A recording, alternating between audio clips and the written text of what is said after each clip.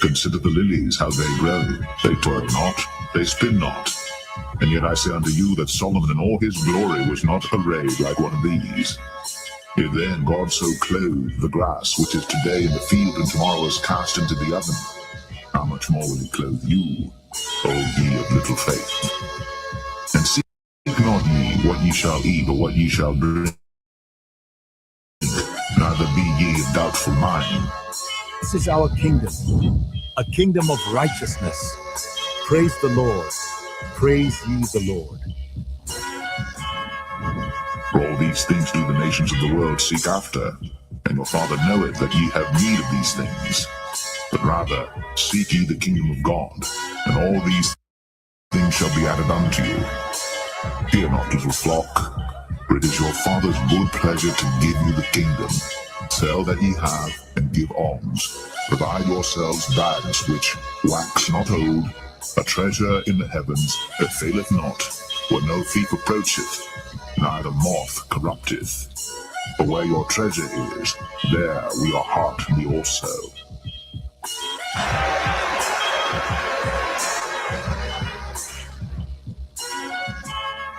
To the kingdom of Israel! Yahweh Hashem, Yahweh, Yahweh Hashem, Yahweh, Yahweh Hashem, Yahweh, Yahweh Hashem, Yahweh. The election, an aristocracy, meaning rule of the best, a group or class considered superior to others, a government by the best men in the state, a governing body composed of the best men in the state, and that's the elect. We're about to have it all right? Psalms 37 and verse 11, and it reads, "But the meek shall inherit the earth, and shall delight themselves in the abundance of peace." That word for peace in the Hebrew is shalom, which goes into safety, soundness in body, meaning we're going to truly have rest, welfare, health, prosperity, peace, quiet, tranquility, contentment. So we're going to fully enjoy the planet Earth.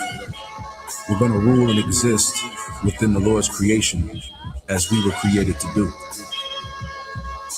I'm ready to rule the world, man. How about you? Let the golden light of this sunset guide our hearts in peace.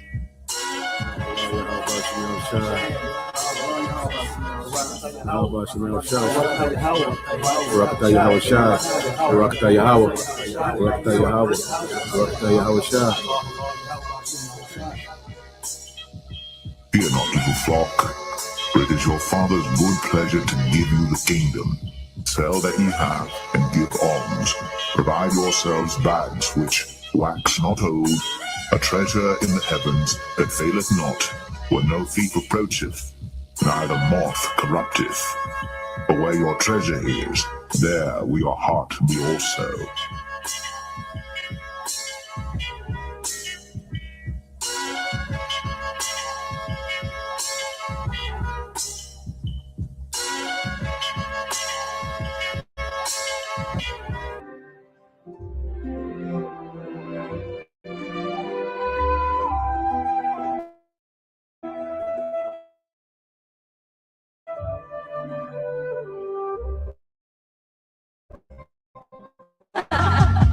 Abundance and joy, and to eternal peace. See, this is what we're hoping for. This is part of our hope. Not only that we are members of the elect, with fruits meet for repentance, like John the Baptist says, but from our low estate, because we've been brought low, and though we have his knowledge, we have the truth. Remember what it said in Revelation. I know thy works in tribulation and poverty, but thou art rich. Why are we rich? Because we're rich in faith. We have this knowledge. So our land will be increased. And if you ask me, the greatest riches right now is to be delivered by Yahushua is to get that new body that the Apostle Paul spoke about in 1 Corinthians 15th chapter, to get that, get that new body where we'll never be sick, we'll be immortals, like it said in 1 Corinthians 15, to be delivered from the coming destruction, and to be a part of Yahushua's cabinet in the next kingdom. Okay, those are the real riches right now. That's what we want to get. Because if you get that, you got everything. I mean, you got everything. Okay, so our sights are set a lot higher than this present world. All right, as it is written, the fashion of this world shall pass away. We are individuals of vision, and if an individual lacks vision, he perishes. Okay, so we can see the future. All right, and we hope that we're going to be part of it, beginning with the elect.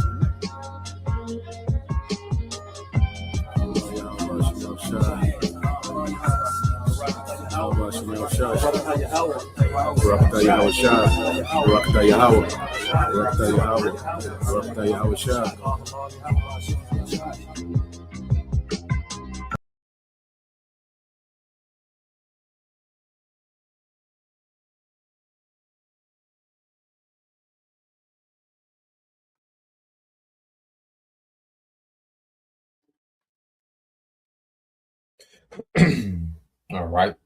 Shalom.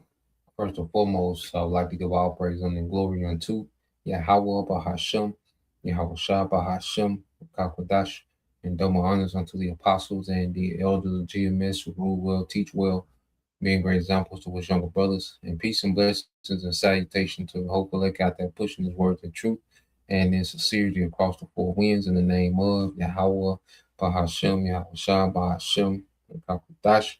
Pushing to get up out of here. Shalom to the whole collect, the believers, the listeners who have came back to the obedience of the scripture through faith in Yahweh Bahashem Yahushua. And going into another morning news and prophecy. All right, as there's been talks about these back and forth, these strikes between small hats in Iran. All right, which these wars that we're seeing happening. These conflicts between these nations. Well, they all right speak the prophecy, okay? Because ultimately the Lord, is fanning the fire on these different conflicts, okay? Because the Lord has an end game, all right, for this kingdom, and the main part of the end game for this kingdom is going to be this third world war, okay? Because that's the separation of the kingdom of Esau and the kingdom of Jacob, okay? Is this war. Okay, so we're going to see these things constantly intensify. All right, it's never going to go out. They're never going to, withdraw, from their posture. Okay, their war posture against one another. You're going to hear, certain stories of peace and, certain stories of negotiations and particular things. But ultimately, the Lord, all right, has this thing in motion for his will, his agenda. Okay, and as the elites, all right, they have this war, with in their mind, this war is serving their agenda, okay, but not knowing, okay, that the Lord has an agenda that's going to surpass what they're trying to do, and it's going to destroy everything that they're trying to do, because ultimately, let's go here, all right, because the elites are subjugated to the will of the Lord, it's not the Lord, all right, clashing. Okay, with the elites, no, the elites are working, okay, into the hand of Yahweh Bashim Yahushua. They're walking, deeper and deeper into a trap, but in their mind, they're getting closer to their new world order. But just like they have, the masses in the trap, where the Lord has them in the trap. You see, the Lord is using, these devils, these Edomites, these elites to trap the masses, okay, into the judgment. Okay. In the same time, he's walking into a judgment, which is the end of his rulership. Okay. In the beginning of his captivity, man. Okay. So this is the book of Zephaniah, chapter 3, verse 8. It says, therefore, wait ye upon me, said the Lord, Yahweh Bashim Yahushua, until the day that I rise up to the prayer. Yeah, because the Lord, all right, has this thing mapped out. See, we don't have to, try to figure out, a military strategy, okay, to end the kingdom of Esau. No, that's already written in prophecy, man. It's already mapped out. Okay, and all we have to do, all right, is teach this word. You see, we've been assigned with teaching and speaking these things into existence, man. And it's just another token to show that He is.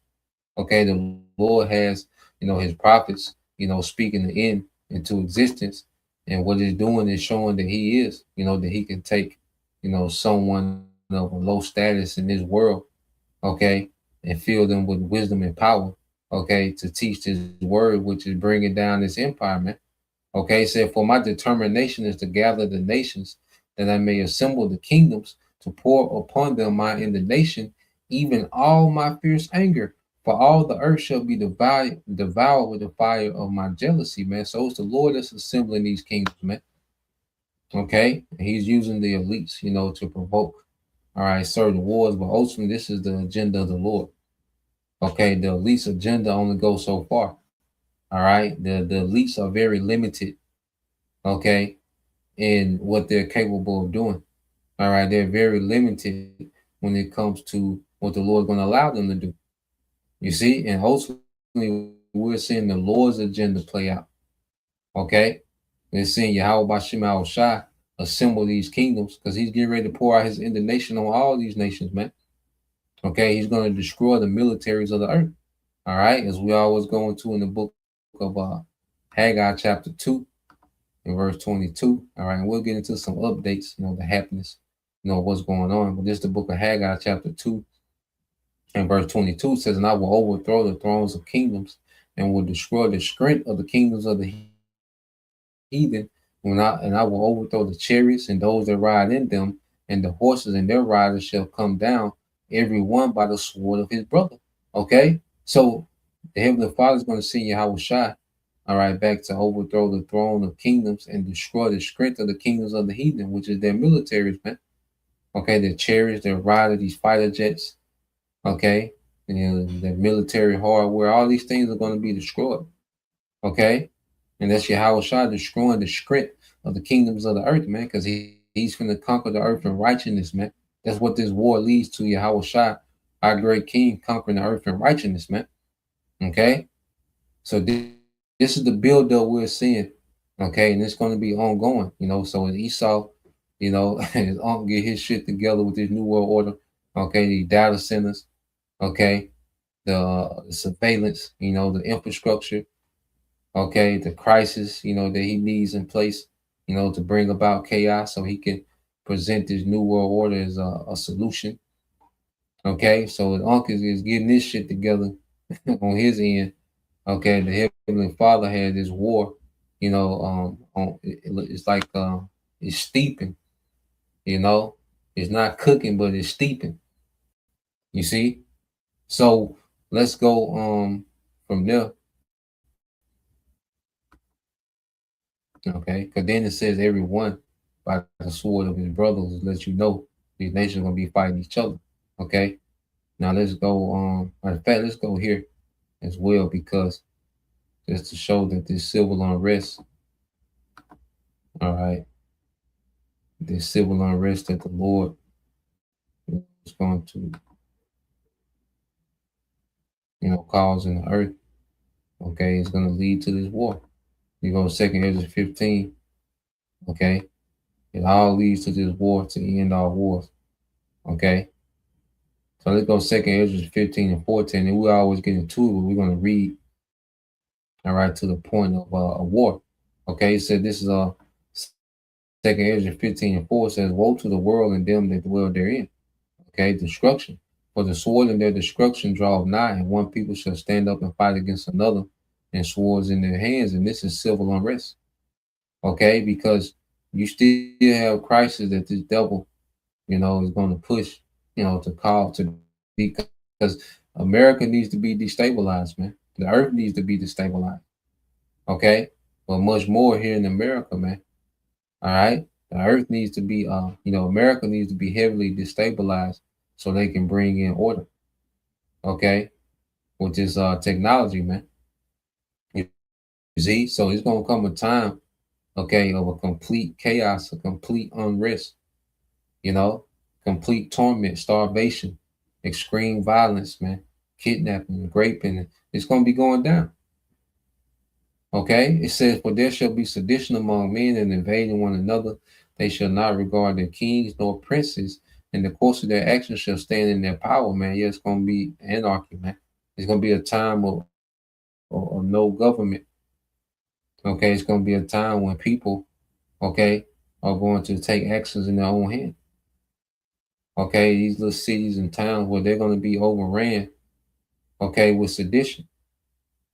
Okay, and at least want, sedition. They want people to purge. Okay, they want to make it seem as if the old government is insufficient and we have a new government with technology. Okay, because he's going to present technocracy, okay, as the fix all. So he wants these old governments overthrown. Okay, he wants these old governments to seem insufficient. Okay, and outdated. You see, so he's going to let this thing, all right, get chaotic. Okay, and ultimately it's going to be the Lord judging in the midst of all this, man. It says, "A man shall desire to go into a city and shall not be able." All right, lockdowns, energy crisis, shutdowns. Okay, martial law. Okay, it says, "For because of their pride, the city shall be troubled, the houses shall be destroyed, and men shall be afraid," man. Showing there's going to be some scary times, and men shall be afraid, man. So what type of condition of woman going to be in these times, man? Okay, what is the mind of a woman, man? And women are going to be completely, okay, just out of it, man. Okay, pride is going to be removed. That's not going to be that's not going to be pride in this time. The Lord says He's going to cause pride to cease. You go to Isaiah the 2nd chapter, and you go into the word cease. It's Shabbat. Okay, Shabbat. All right, the Sabbath, which goes into a rest. So the Lord's going to put pride to rest in the earth, man. You see, this is a very proud, all right, society, especially in America, man. You see, most people operate from a position of pride, entitlement. Okay, well, that's going to be destroyed in the time of chaos, man. You see, no one's going to have pride in this day when there's going to be so much uncertainty, death, and torment.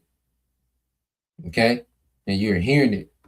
You see, and the Lord said, "Do it in my hearing," so it's going to be heard. It's going to be the soundtrack, gunfire, screams. Okay, the teeth of wild beasts. You see, explosions, and that's going to be the soundtrack, the smell. Okay, the Lord finna change the atmosphere in America, man, from partying, kicking it. You see, to a horror house, man.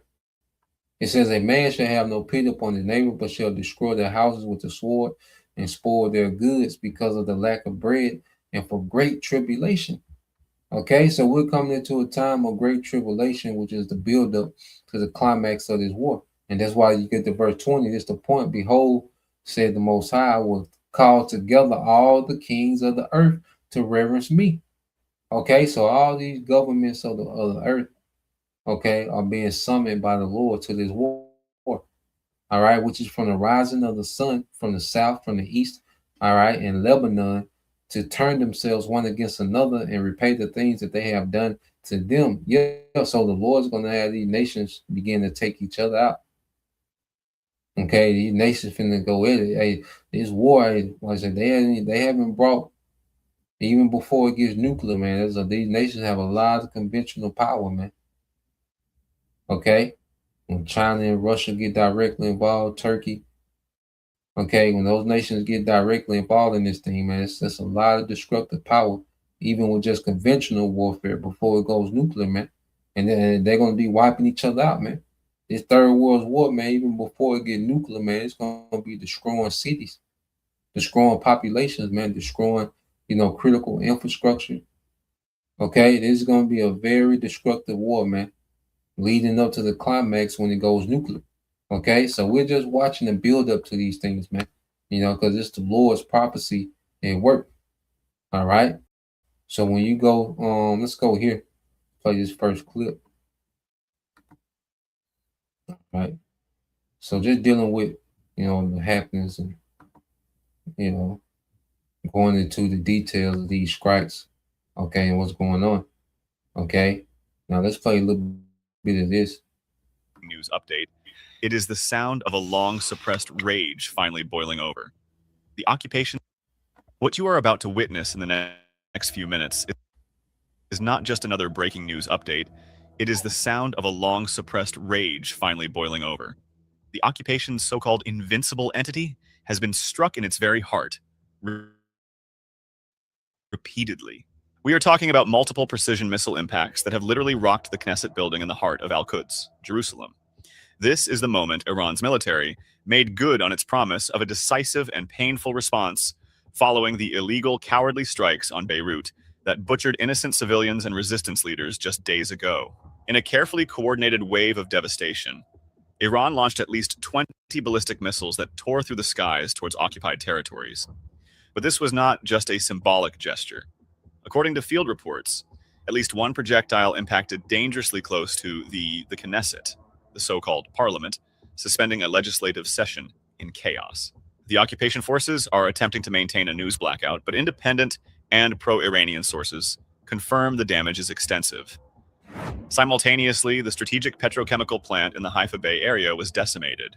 For hours, massive columns of fire and black smoke rose from the oil refineries, effectively crippling the occupation's energy infrastructure. The strikes didn't stop there. Settlements near Jerusalem and northern areas adjacent to the Lebanese border suffered direct hits, with damage reported across multiple sites. This was not a random act of aggression, it was a measured, high IQ military chess move. We prompt the customer to let us know exactly what they're looking for, and Finn takes care of it. Before we dive deeper into the crumbling of... So yeah, what you had, like Iran,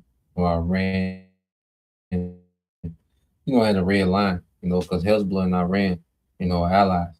And, even with this ceasefire, the small hats, have been striking civilian targets in Lebanon.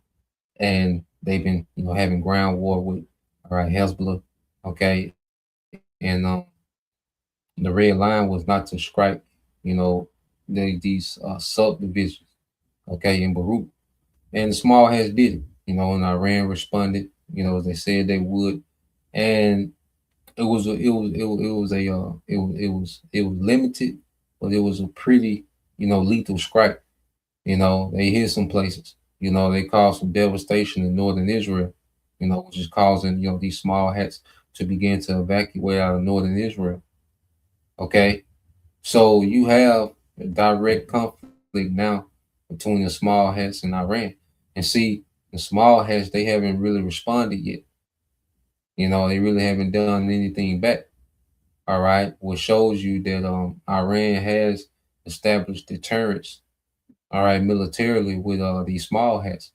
Okay, because usually the small hats are looking for a reason. Okay. But without, America, being at the forefront, because America is tied up, with the Strait. Okay, they're losing, certain vessels and, aircraft and helicopters, in the Strait, and then you have the Houthi rebels that have been activated. Let's go here. Now the Houthis haven't did anything major, all right, but they tagged themselves in. Okay, so let's play this real quick. See, and now the war is expanding. You see, because not only the small hats will have to deal with the Houthis, but America as well. And we have to remember, the Houthi rebels ran America military out the Red Sea a few months ago. Okay, they was able to blockade. They was able to cut off, all right, the Red Sea for movement to Israeli freight, Israeli shipping. So when you go here, let's get this one. Yeah, so they did quite a bit of damage in the north, and they even struck close to the government building in close to Jerusalem. Okay, so let's oh,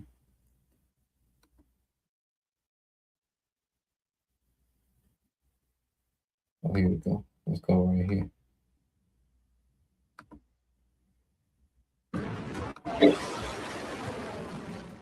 As tensions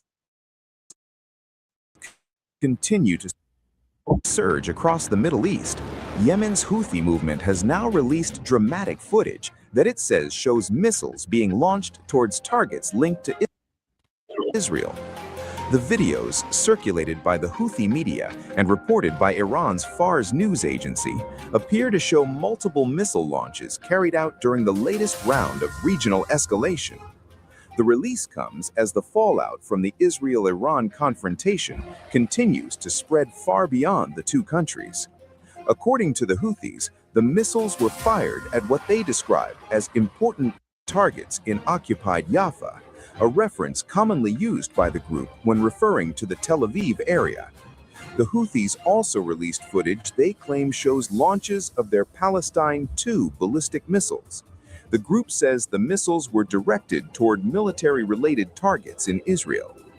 In a statement following the release of the footage, a Houthi spokesperson claimed that the group struck what it called sensitive sites in Tel Aviv.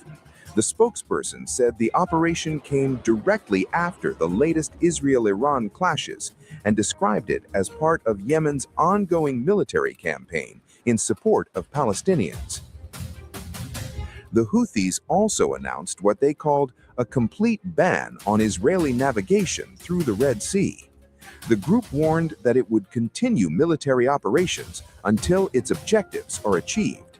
Such declarations have become a recurring feature of Houthi messaging since the start of the regional conflict, with the Red Sea remaining one of the world's most sensitive maritime corridors.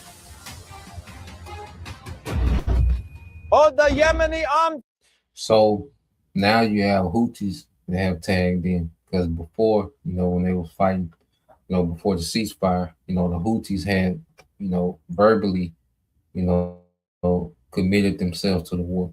But now, if they shot, if they've hit, targets in Israel, so now, they're actively involved, okay, in any retaliation, okay.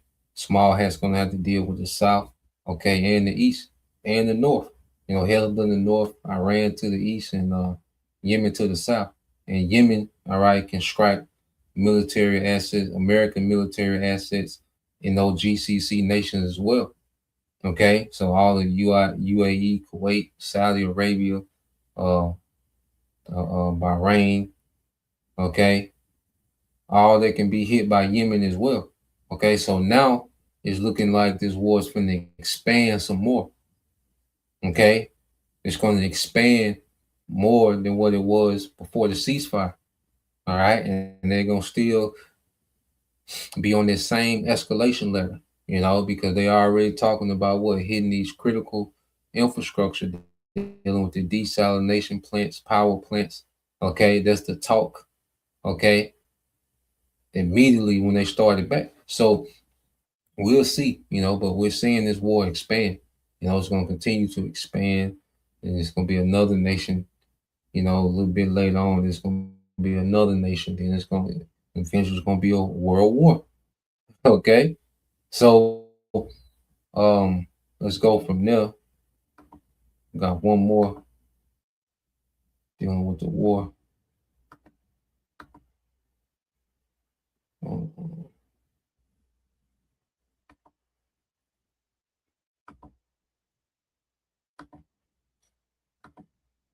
Yeah, let's play this one. All right. So yeah, it's looking like Iran is ready, to lock back in. Now it's just waiting on how these small hats going to respond. Okay, but Iran, they set themselves up for another campaign, the way they came out the gate. Because when you come out, your first move, all right, you want to destroy, you want to limit your enemy's ability to respond. Okay, so you hit strategic marks. So Iran hitting certain strategic marks, is signaling that they're ready to go for another round. Okay, so now all eyes on these small hats, okay, in America to see how they're going to respond. You see, but Iran is coming out the gate like, nigga, let's go another round. Let's get it back started. You see? And Iran usually is a more what they call Iran style has been, a style of strategic patience. Okay. But now we're seeing Iran get more offensive, all right, and more aggressive. Okay. Now they're the ones that like, look, this nigga, they're the ones setting the tempo. Okay. So let's play this. Just when hopes of de-escalation were beginning to emerge, Iran's Islamic Revolutionary Guard Corps announced the launch of what it calls Operation Nasr, a new missile operation targeting some of Israel's most important. According to the IRGC, the fresh strikes under this operation were aimed at Tel Naf and Nevatim air bases, two facilities considered central to Israeli air operations. Iran says the operation was launched in response to what it described as Israeli missile attacks against several radar sites inside Iran. The IRGC's operational planning focused heavily on crippling Israel's long-range strike capabilities. Air defense warning sirens sounded across central and southern Israel as military radars picked up dozens of incoming air-launched and surface-to-surface ballistic missiles racing across regional airspace. The IRGC statement confirmed that its main missile divisions successfully engaged and struck key centers within two of Israel's Air Force's most vital aerial warfare installations. Stop watching this ad. Go to Wix and grab your domain name before someone else. Nevatim Air Base, located in the southern Negev desert, this facility serves as the primary home for Israel's advanced F-35 stealth fighter squadrons and long-range logistics networks.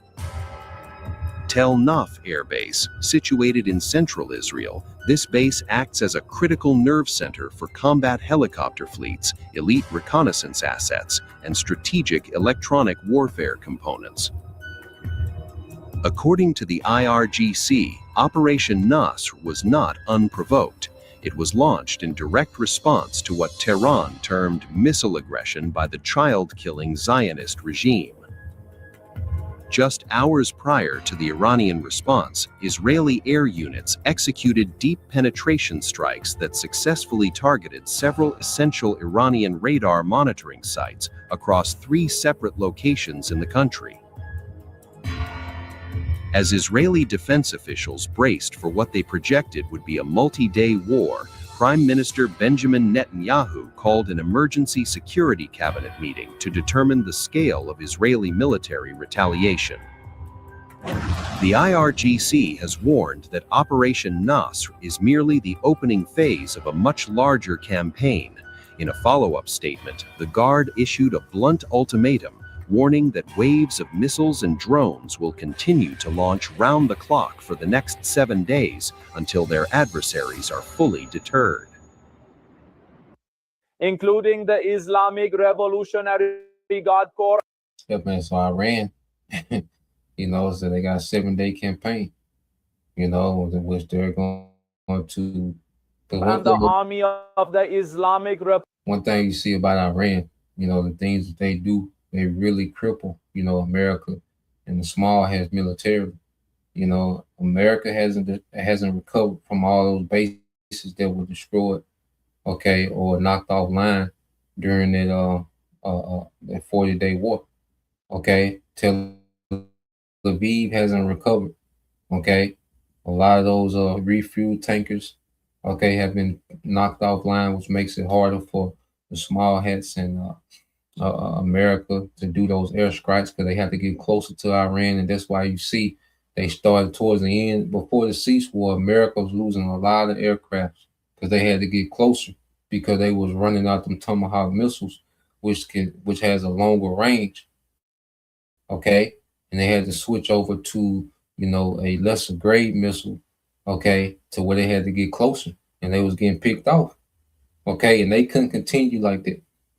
You see, so now, all right, you see, Iran, is putting pressure on the small hats and America. And you see America ain't quick to move like that. All right, these small hats, they, you know, they not quick to just wild out. Okay. Everything's been limited on the West. Okay. And at the end of the day, man, you know, the elites got their thing going on.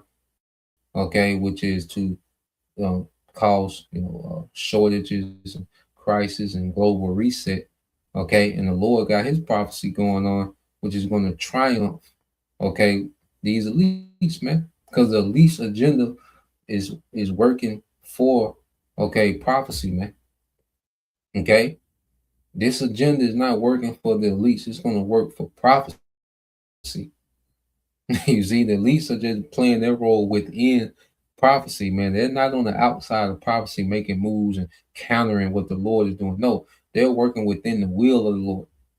Okay? So whatever they got going on is going to be triumph, man. You see, by prophecy, man. So let's get a couple precepts brothers got. This the beloved brother. All right, in the bar. All right, Captain the bar, the GMS Memphis. All right, GMS Memphis in the bar.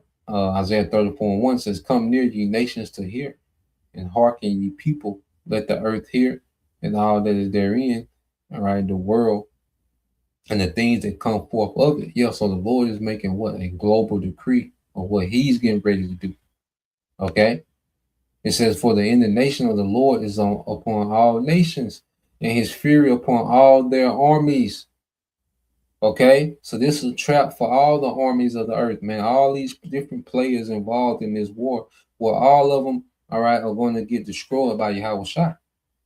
Okay, the Lord is drawing everybody into this war, man. We're going to constantly hear more nations getting involved. Okay, because there's nations in the background, North Korea, China, Russia, that's in the background. Turkey, they're in the background, helping and aiding. Okay, gathering intelligence. You see, giving intelligence, man. Okay, but eventually they're going to get sucked in directly to this war, because this is the Lord's indignation upon all these nations, man. They have these nations begin to destroy each other, man. Okay, because everything working in our favor, man. Because ain't gonna be in the kingdom, ain't gonna be no Tehran. Okay, ain't gonna be no Moscow, Beijing. All this gonna that's this world. You see. So all is good that they're destroying each other infrastructure, man. It all works in our favor. It's paving the way for the kingdom, man. The Lord's already started, all right, to renovate the earth for the kingdom, man. We gotta look at it like that.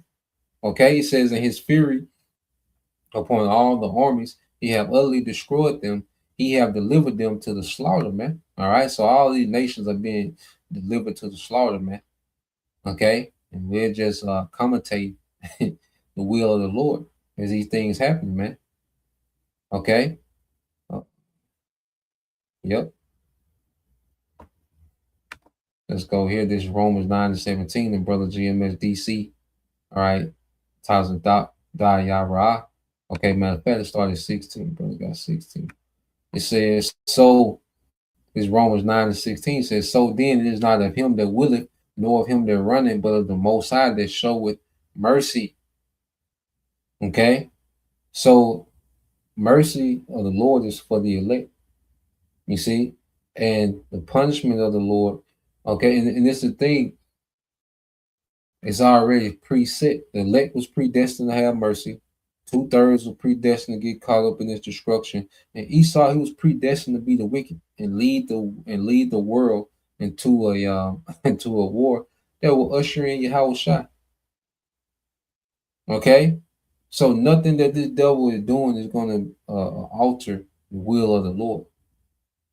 Okay, nothing can alter the Lord's punishment, and nothing can alter the Lord's mercy, man.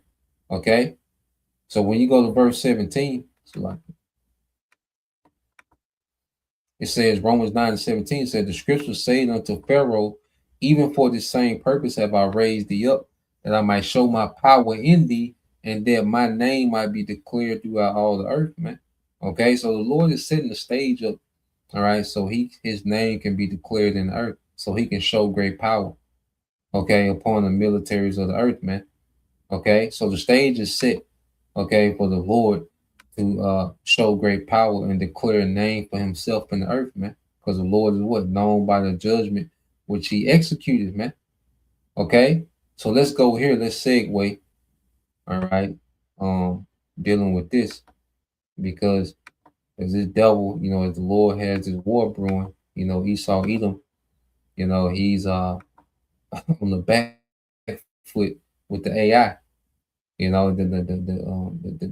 The AI, all right, narrative. He's losing his narrative with AI. Okay, and I'm gonna show another clip with Trump to show you that they're desperate, man. Esau desperate, man. This nigga is desperate, man. He do not got everything figured out, man. This nigga is wearied in his counsel, man.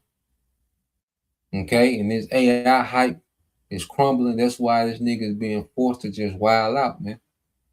Okay, he's gonna be like a madman, sparing none, because he's gonna be frustrated, man. It's gonna be out of frustration. The Most High is frustrating this nigga, man. Matter of fact, you know what we gotta get? What's that, Isaiah? Was it 44, 24, and 25? We're gonna get that a lot. All right. So let's play this. Important news and discussions in AI. All right, friends, quick notes before we dive in. First of all, thank you to today's sponsors, Robots and Pencils, Scrunch, AIUC, and Blitzy. To get an ad-free version of the show, go to patreon.com/AIDailyBrief, or you can subscribe on Apple Podcasts. If you want to learn more about sponsoring the show, send us a note at sponsors@AIDailyBrief.ai. You can also head to AIDailyBrief.ai to find out all about the ecosystem of projects that surround the AI Daily Brief. We've got our Claw Camp, where 4,000 people are learning how to use OpenClaw and build agents and build agent teams. Our AI operators community, where people are sharing their ideas about AI every day, and so on and so forth. Now, a last note about this episode before we dive in. If you live anywhere near New York right now, we are just coming off of getting truly walloped by what is predicted to be one of the biggest blizzards in the last 5 years. Unfortunately for me, it turns out that the blizzard's path and timing was nearly identical to our family's flight back from South America, meaning, of course, that it got pushed and I am having to record this show in advance. Now, this kind of works out because this is a topic I've wanted to do for a little while now and was planning to do sometime this week, but this is a pre-record. I'm actually recording this on Sunday, February 22nd. Unless something dramatic happens, I should be back tomorrow with our normal format. So what we are talking about today is the anti-AI movement. And to be honest, calling it a movement might be a little overstated at the moment. It is certainly not one big organized thing. The reasons for it are not monolithic. And it would be reasonable for one to ask to what extent this is just driven by media narrative. It is certainly the case that for the last few years, since the launch of ChatGPT, we've had a pretty never-ending cycle of AI hype and enthusiasm as the main media story around it, followed by some type of skeptical narrative when that excited narrative fails to be exciting anymore. And the media is all over this one right now. Just this weekend from the New York Times, we got a piece called "People Loved the .com Boom, the AI Boom, Not So Much." In it, author David Streitfeld asks, tech leaders are beginning to worry about the public's underwhelming enthusiasm for their plans to remake the world with artificial intelligence. Will that burst the bubble? And then, of course, even more commented on, the Time magazine cover from last week called "The People versus AI." The cover features 9 headshots of people who, for various reasons, find themselves opposed to AI, at least as it's currently constituted, forming the basis for a large cover story about this emergent political and societal force. For some, they believe that this is all somewhat deserving of scorn. Lumps on X shared a remixed version of the Time magazine cover, this one featuring 9 cave people, with the headline being "The People versus the Wheel. Grunts from the silent majority dragging rocks and rolling is a drag." I've also seen plenty of versions of this with "The People versus the internet" or "The People versus any other technology." Now, of course, what's being implied here is that with any new technology, there is always some amount of resistance that eventually looks silly and short-sighted in retrospect. And for those who are most involved in this technology, I do understand the frustration of feeling assailed for building or working on a thing that you think is going to be really positive, but where it feels like so many people are genuinely mad at you just for doing what you're doing. And yet, I think it would be a mistake to view the rise of anti-AI sentiment as simply a media narrative. There is a huge and growing canon of studies that show particularly Americans have extreme skepticism around AI. A recent YouGov study found that 58% of Americans said that they don't have trust in AI versus 35% who do. 45% of Americans said that they think that AI's effect on the economy will be mostly negative versus just 16% who think that it will be more positive than negative. And nearly 2/3 of Americans in that YouGov poll, 63%, think AI will lead to a decrease in the number of jobs available in the US versus just 7% who think that it will increase the number of jobs. In a Pew Research poll from last year, the US ranked dead last in terms of the ratio of citizens who were more concerned versus more excited about AI. Only 10% of those polled said that they were more excited than concerned versus 50% who said they were more concerned than excited. Tell Monday what you need. We're creating an agent and naming him Tony. Now let's give him context. I'm giving Tony access to the relevant. So the point here is that whatever reasons you want to ascribe to it, and even if you think that it is overblown in the media narrative, there is definitely a base level of skepticism and concern among Americans when it comes to artificial intelligence. And what's more, it seems to be growing. A number of videos out of New Brunswick, New Jersey went viral on X after hundreds of citizens showed up to a planning meeting about a data center and got the project canceled. That video, shared just a couple of days ago, got 5 million views. Organizer Ben Zobiak, who posted the video, wrote, "A data center in New Brunswick was canceled tonight when hundreds of residents showed up. When we fight big tech and private equity, we win." AI curator Andrew Curran writes, "After 3 years, it seems to me that public anti-AI sentiment in the West is now at its highest point." Political commentator and statistician Nate Silver has been talking about this a lot. He recently tweeted, "If AI produces unprecedented levels of technological disruption on timescales that are an order of magnitude or two faster than anything in human history, it's going to be an unprecedented political fight. And for what it's worth, the timelines potentially line up with the 2028 US election." He also talks about how this white-collar first disruption doesn't have political precedent. So yeah, you see, this decline, all right, towards AI, and this AI is a major part of what this New World Order, all right. There's a major uproar against, there's a movement against these data centers. There's a movement against AI. There's a movement against, technology. They're calling it out, saying, look, this is a digital prison. Okay. If a brother want to post that, Mark 4:22. Okay. This is a digital prison. You see people are saying, wait a minute, this is a digital prison. Okay. The carbon footprint, the digital footprint, the digital ID, the programmable money, the CBDC. Okay. So they're calling this thing out for what it really is. All right. And he's getting a lot of backlash, man. Okay. Which is going to make him have to hurry up, because the backlash is only increasing because he can't get control of the narrative. There's nothing that he can say, all right, to get control of the narrative when data centers are actually destroying people, killing people, sickness, the water, is being destroyed, the water pressure, the light bills. He can't go backward. There's nothing he can say, to reverse that, man. Okay. So he's lost a lot of narratives, all right, that he was pushing, to slide into this New World Order. So it's going to take more drastic measures. Okay. It's the book of Mark 4:22. This is brother servants of Yahushua. For there is nothing hid which shall not be manifested, neither was anything kept secret, but that it should come abroad, man. So everything is coming abroad. Okay. Esau, Edom is made bare. He's been exposed, man. Beginning with the prophets, the testimony, the prophets, okay, and the upheaval of his subjects, man. Okay. So let's go into this one. So listen to your guy. All right, this is the latest promise, one of the latest promises from from Trump. Okay, so let's listen to this nigga here, man, showing you that they're desperate. Okay. That there are concepts where out there's so much money and it's so big that there are concepts where pieces could be given to the American public, where the American public essentially becomes a partner with the companies. And I will tell you, I have spoken at all of them. There's something very interesting about it, where it almost becomes a partnership with the American public. And we'll look into that. We are looking. I actually have a meeting scheduled in the very near future with, did you know that, with all of the companies, and we're talking about it, where the American people can benefit from the success of AI. And by doing that, they're going to like it better. Which companies? All of them.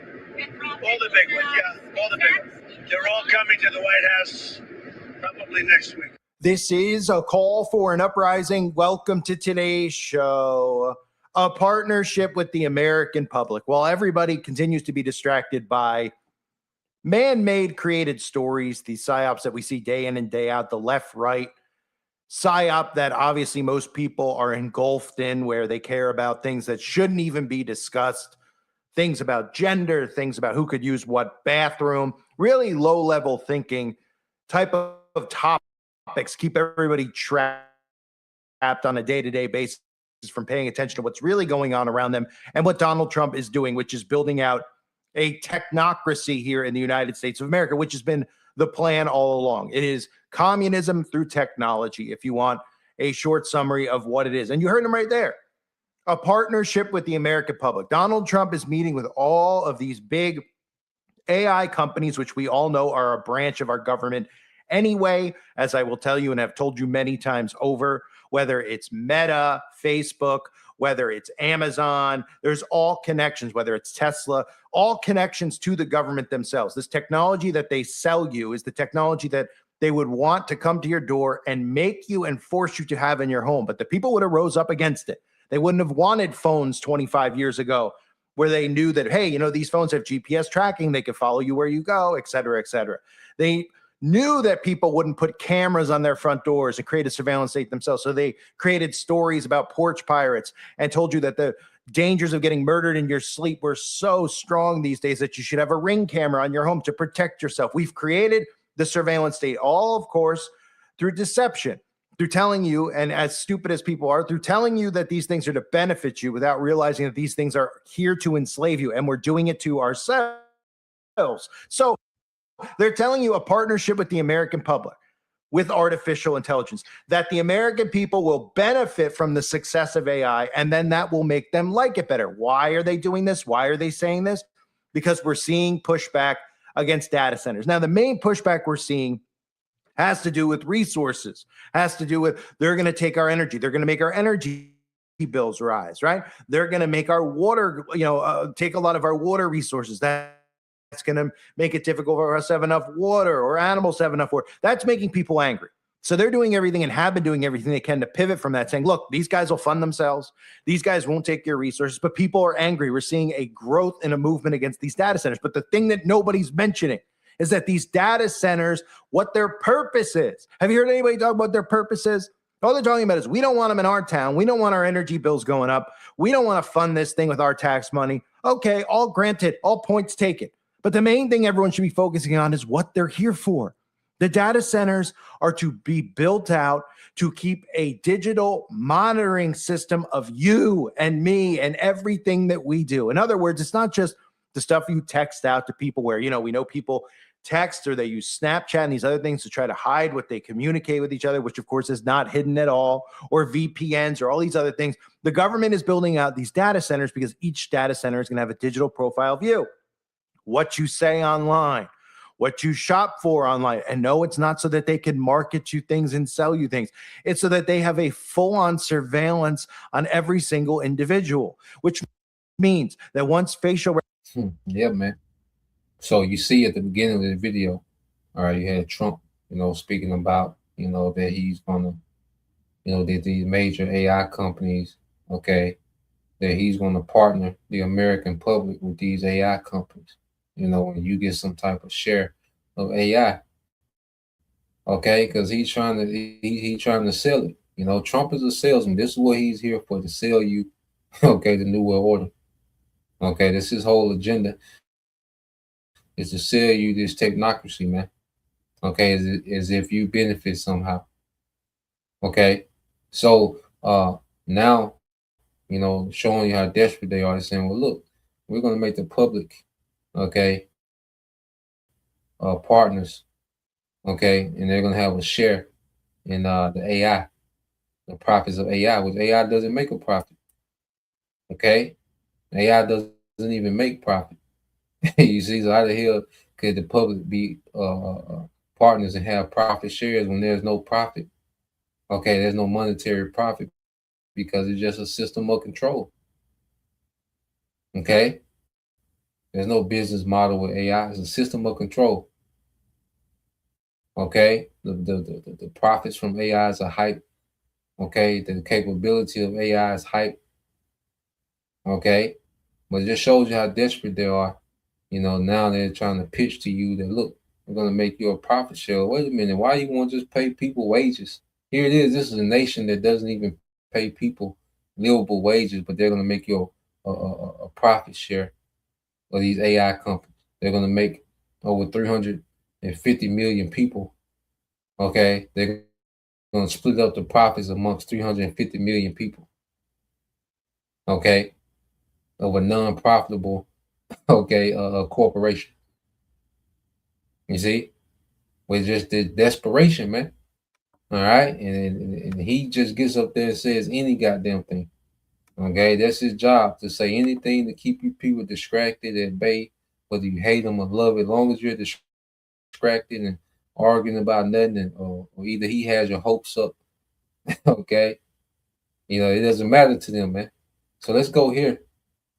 This is the book of Isaiah, chapter 44 and verse 24 says, "Thus said the Lord thy Redeemer, and he that formed thee from the womb. I am the Lord that maketh all things, that stretcheth forth the heavens alone, that spreadeth abroad the earth by myself, that spreadeth abroad the earth by myself." Okay, so these are the times, when the Lord is finna show that he is, man, because Esau is making it seem as if he can recreate creation. All right. And the Lord is like, nah, I'm the one that do that. Okay. And he's going to put Esau in this place, man. Okay. I create everything. I do these things by myself because it's through his power. He used the Elohim, all right, Yahweh Shai, and the first fruit angels, okay, which make up the 144,000 in this time. Okay. He utilized, his sons to create, beginning with, his only begotten, Yahweh Shai. Okay. But it was through his power, it was through his wisdom alone that everything is created, man. Okay. Verse 25, it says, "They frustrated the tokens of liars and making diviners mad and turning wise men backwards and making their knowledge foolish," man. And this is what we're watching, man. Okay. Esau, the liar, he's being frustrated. Okay. His divinations, his enchantments, okay, his gimmicks, okay, they're being turned backwards. Okay, so the devil knows that he got to come on with the come on. Okay, it says, "And make it their knowledge." Okay, and make it their knowledge foolish. They confirm it. All right, they confirm it the word of his servant and perform the counsel of his messengers. Yeah, so the prophets. Okay, so and he's confirming his word through the prophets, man.